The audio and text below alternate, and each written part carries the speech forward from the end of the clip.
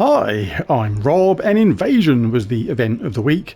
And I've still got 14 sigils remaining, but I am top of the leaderboard with a total of 20,000 towers defeated. This is the most I've ever got in this event, and I think it's the first time I've ever won global invasion at the same time. But why do this kind of thing? To so many people, it seems like a complete and utter ridiculous waste of gems, because it probably cost me between 20 and 23,000 gems to actually get this score. And you only get 700 gems back and an orb of power, so that is just completely not worth it. The reward we get back is nowhere near the outlay, so why do it in the first place? Well, I'll explain why. Before I started this event, I had over 100,000 gems. I think I had 103 or 104,000, something like that. I've put a bit into Underspire and other bits as well, which have chipped away at it. But the point is, I've got no use for gems in the game. Hardly at all. It's just for the events as they come along week to week, and it is easily affordable because of the gems you get from the guild and things like that at the same time. And it's just fun. And the point is, it's like, wow, say you run a marathon, right? You spend loads on training gear, travel, and you just get a cheap medal at the end. The medal isn't really worth anything, but the achievement, the fact that you did it, that's cool. And it's the same here. It's like, the fact is, I don't need the gems. I just want to see how far I could go, and 20,000 seems like a good place to stop, but I am going to actually just finish off those last 14 sigils and then call it a day and wrap this video up at the same time. I got to the point where I'm one-shotting with the Ruby Macaque really easily, and it was kind of a fun event at the same time. I did actually switch the team around quite a few times well, actually 3 times I think at the beginning. Just use a King Avalon team. I showed that I think in the weekly video I do, and that was plenty to get through to a certain stage, and after that I did need to change it. That's the first time I've had a tower actually linger around for absolutely ages now, so that's absolutely typical, but it is what it is. But Siobhan will sort them out, thank you very much. So yeah, I started off with a King Avalon team.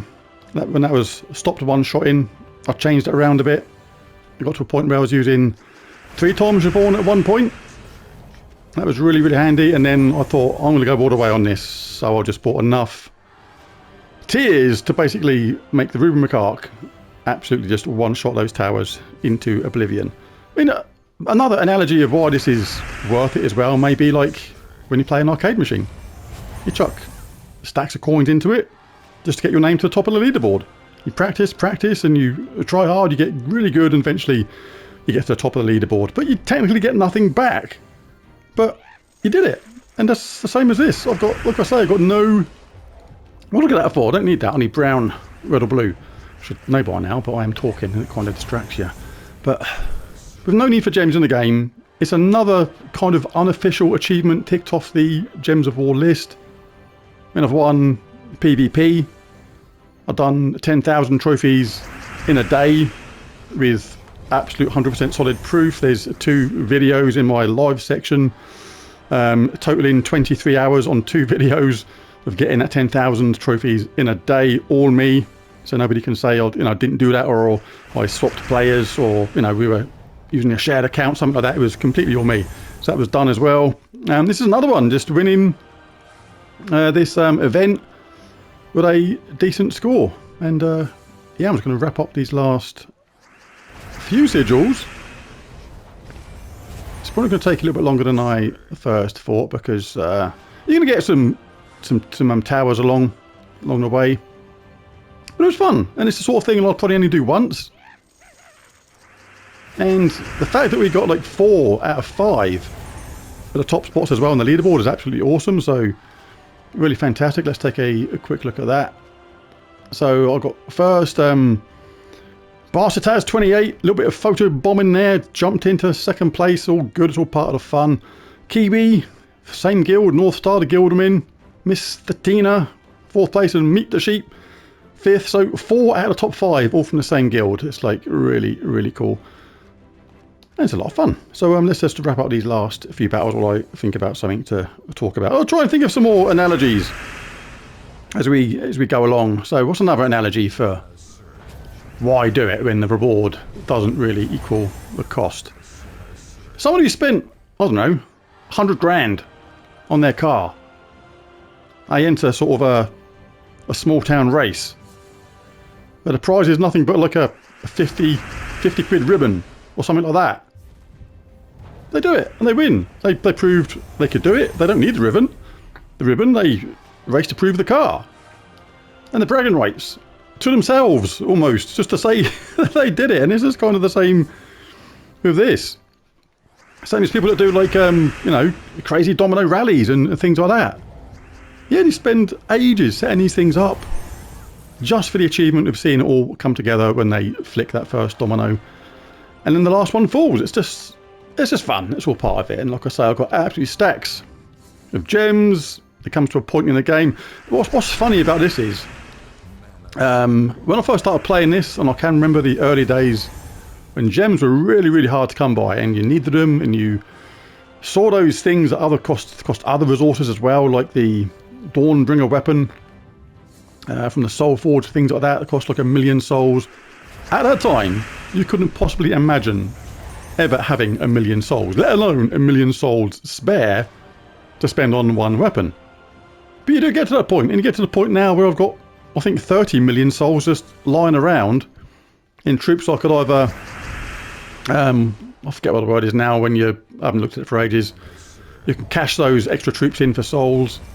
I've got loads of souls left over. I think it's nearly 30 million now, something ridiculous. It's even more than that. I haven't looked at it for ages.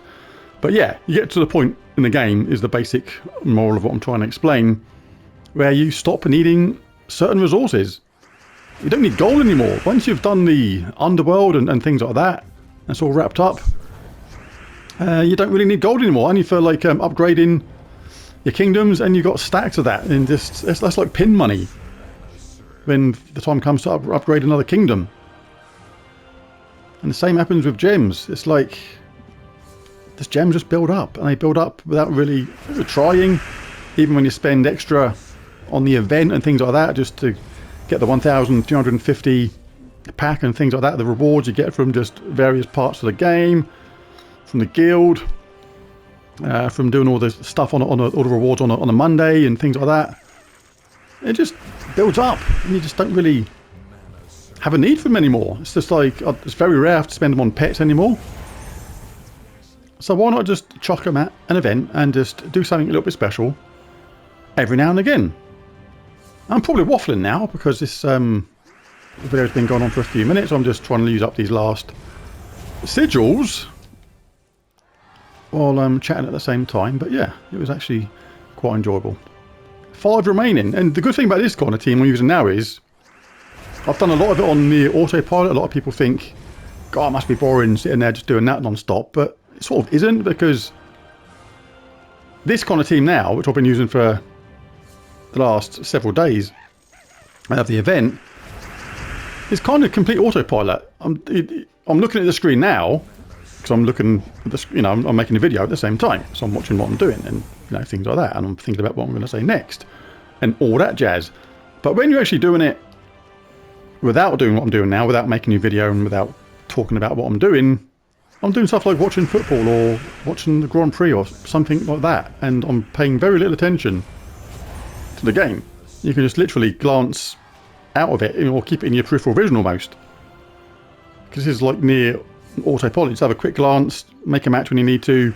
I can see it on my peripheral vision when I've got an auto charged Ruby Macaque and I don't need to do anything. You can just cast it and it's like really quick.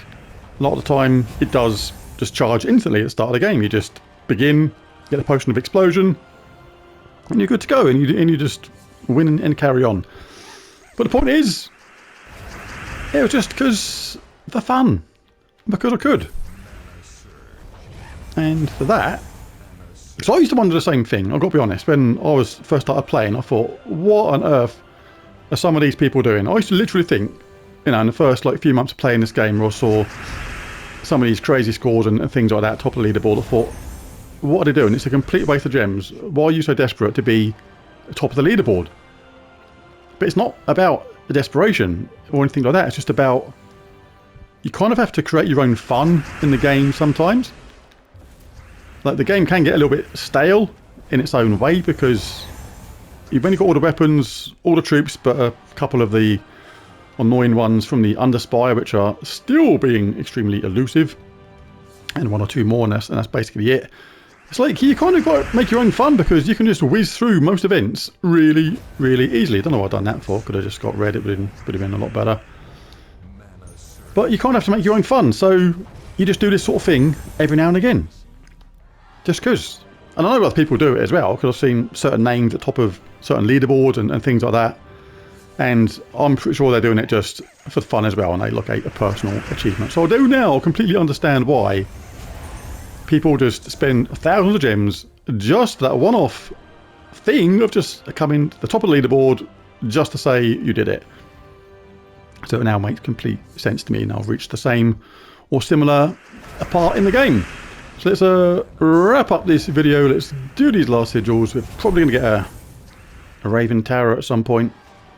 That's what happens just when you think you're about to run out. You get another tower come in. Oh, this could be it. This could be it. Go on. You give me a little bash and I'll just kaboosh you into oblivion. Was that it? I wasn't actually paying very much attention. That was it. It's over. It's done. So what did I end up with? 20,240. I will have a little cheeky snapshot of that just for prosperity's sake. And again, thanks to Kiwi, Mr. Tina and Meet the Sheep for joining in and making us 4 out of 5 in the global leaderboard. That is absolutely awesome. But there's a video. If you enjoyed it, it'd be really cool if you bash that like and subscribe button. It really does help. But most of all, thanks for watching, and I'll catch you again in the next one. Bye for now.